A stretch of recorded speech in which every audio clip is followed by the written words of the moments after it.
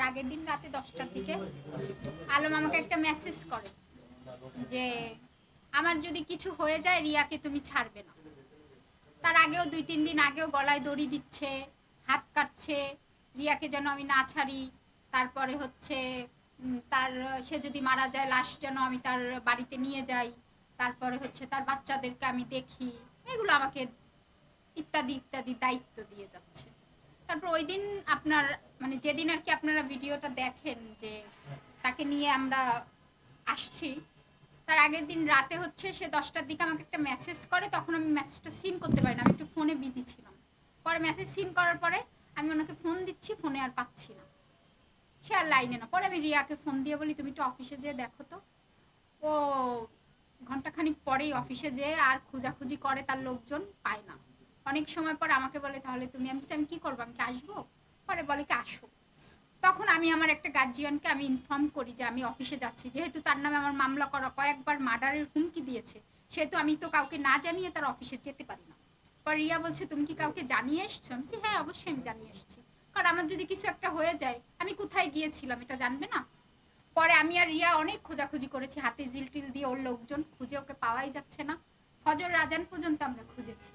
পরে ওর অফিসে রিয়া আর আমি ঘুমিয়ে পড়ি। সকালে খবর পাই বগুড়ার আগে কোথায় যেন ওই জায়গাটার নাম, ওখানে এক ফ্রেন্ডের বাড়ি গেছে, রাতে যে অনেক কিছু বলেছে যে আমার কাছে মেয়েরা ভাইরাল হতে আসে, এসে ভাইরাল হওয়ার পর আমার কাছ থেকে চলে যায়, আমি কষ্ট পেয়েছি, রিয়ার কথা অনেক কিছু বলে ঘুমিয়ে পড়েছে।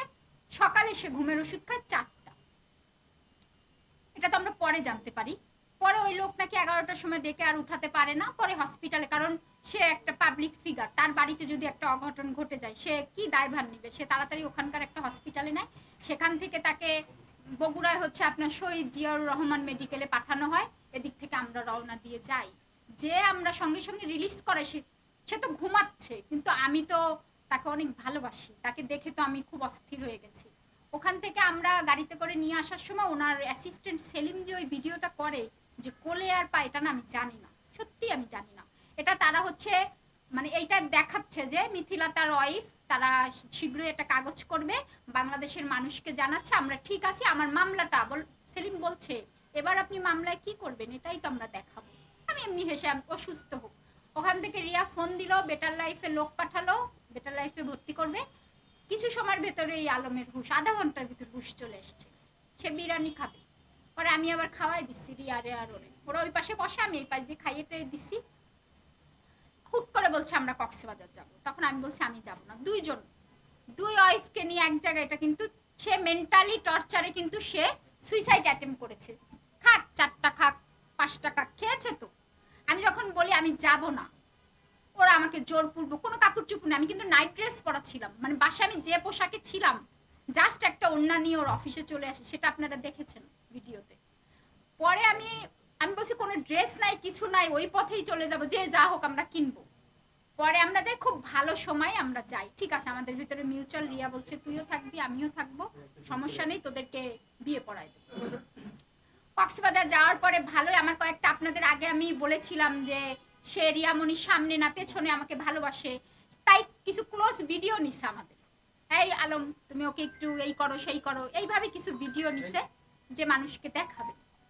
তারপরে হচ্ছে আপনার এই ভালো সময় পার করতে করতে ওই যে আপনাদেরকে ভিডিওগুলো আমি দিয়েছি ইন্টারভিউ, ওইটা বারবার আলমকে দেখায় আর উত্তেজিত করে আমাকে মার খাওয়ায়, বুঝতে পেরেছেন?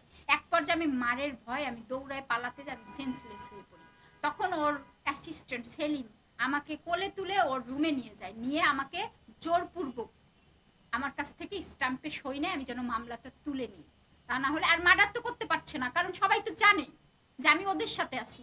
অবশ্যই আপনারা সবাই জানেন যদি কোনো মার্ডার টার্ডার করে ফেলে, একটা ক্ষতি করে, তাহলে তো দায়ভার আলমের উপরেই যাবে।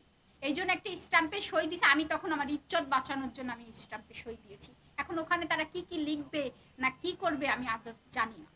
আর আমার উপরে যে টর্চারিং, আমাকে নামিয়ে দিয়ে বলছে আমার একটা এফডিআর আছে, এফডিআর এর নমিনি হচ্ছে আলম, আমার অ্যাকাউন্টের নমিনি ওর 2 মেয়ে, আর এফডিআর এর নমিনি হচ্ছে আলম, হিরো আলম। আমি যখন এফডিআরটা করি তখন ও আমাকে নিজে হোয়াটসঅ্যাপে ছবি পাঠায়, ওর আইডি কার্ডের সেটার স্ক্রিনশট আছে আমার কাছে, ভিডিও কলে ছিল যে আমার নামই তুমি দিবা, প্রথমে বলে এফডিআরটা ওর নামে। আমি বলছি কি আপনারা এখন পর্যন্ত আমাকে দিচ্ছেন, আমি এতগুলো টাকা আপনার নামে এফডিআর করবো, আগে সব ঠিক হোক। পরে ওইটা নমিনি, এটাই হচ্ছে রিয়ার জ্বলন। সেটা সেটা আমি বলতে চাচ্ছি না, সব কথাই কি আমি মিডিয়ায় বলবো। পরে হচ্ছে রিয়ামণি এতদিন দেখেন ভাই, আমি যদি আলমের পিছনে 10 টাকা খরচ করি, আপনারা, আমি কি আলমের সাথে নেচে ইনকাম করেছি? আলমের পারপাসে কি আমার কোনো টাকা ইনকাম আছে? না। কিন্তু রিয়ামণি আর আলম যে টাকাটা ইনকাম করেছে, রিয়ামণির অ্যাকাউন্টে যে ঢুকেছে, দুইজনেরই কিন্তু পরিশ্রম।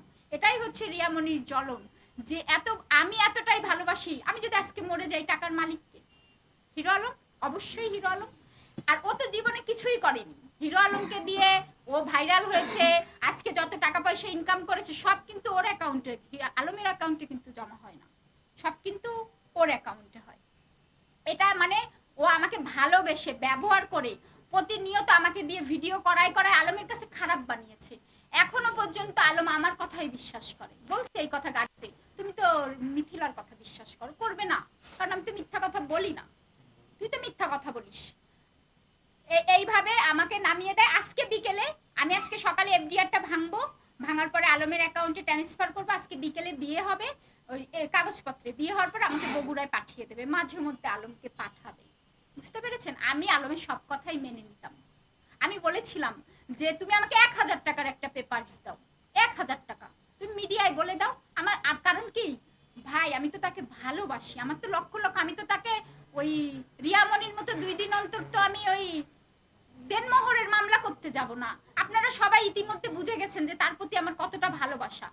আমি যদি সে কোরআন শরীফ না ছুঁইতো, তা আমি কাগজও চাইতাম না, আমি ওইভাবেই সারা জীবন থাকতাম। কারণ আমি ইসলামিক শরিয়ত মতে, আমি তো আল্লাহর কাছে তো সেটা তো অবশ্যই, আমরা সবাই মুসলিম, ইসলামিক শরিয়ত মতে কিন্তু আমি তার ওয়াইফ। সেখানে মনে করেন আমার তো ভয় নেই, আমি তো অবৈধ কাজ করছি না। কিন্তু সে কোরআনটা ছোঁয়ার পরে আমার খুব মানে মিথ্যা কথা বলেছে। সে যদি এমনি মিথ্যা কথা বলতো কোরআন না ছুঁয়ে, আমি সত্যি কোনোদিন মিডিয়া, আমি ওইভাবেই সংসার করে যেতাম।